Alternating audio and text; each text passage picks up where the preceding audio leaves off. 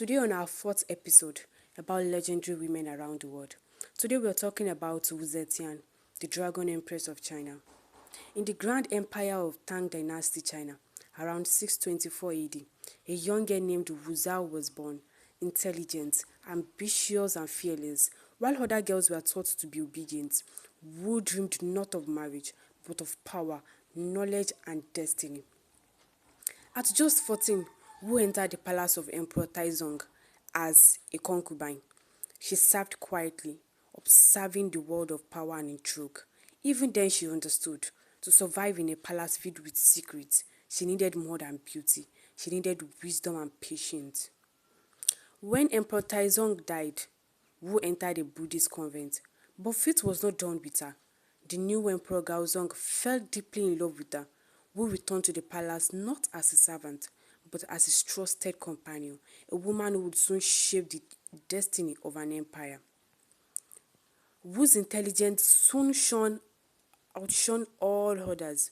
When Gaozong fell ill, she began to govern his name, signing decrees, managing the courts, and commanding respect. When he died, she seized the throne herself, declaring a new dynasty, the Zhao dynasty, and proclaiming herself Emperor Wu Zetian, the only woman ever to rule China in her own right.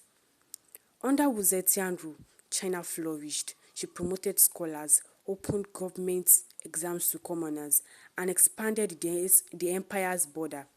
She built great temples, supported Buddhism, and strengthened education, proving that wisdom, not gender, defines leadership. But power invites enemies. Many in her court hated being ruled by a woman. Whispers of rebellion and betrayal filled the palace. Wu, ever strategic, silenced her foes and kept her throne, for she knew that to rule as a woman, she had to be stronger than any man. In her old age, Wu Zetian grew weary. She had ruled for over 4 decades, longer than most emperors in history. At 80, she finally stepped down, leaving behind an empire more powerful, more educated, and more just than she had found it. History remembers her with both awe and controversy, a woman who defied tradition, broke the chains of patriarchy, and carved her name into stone among emperors. She was called ruthless, she was called divine, but above all, she was called emperor. Thank you for today. Don't forget to like, follow, and subscribe to our YouTube channel.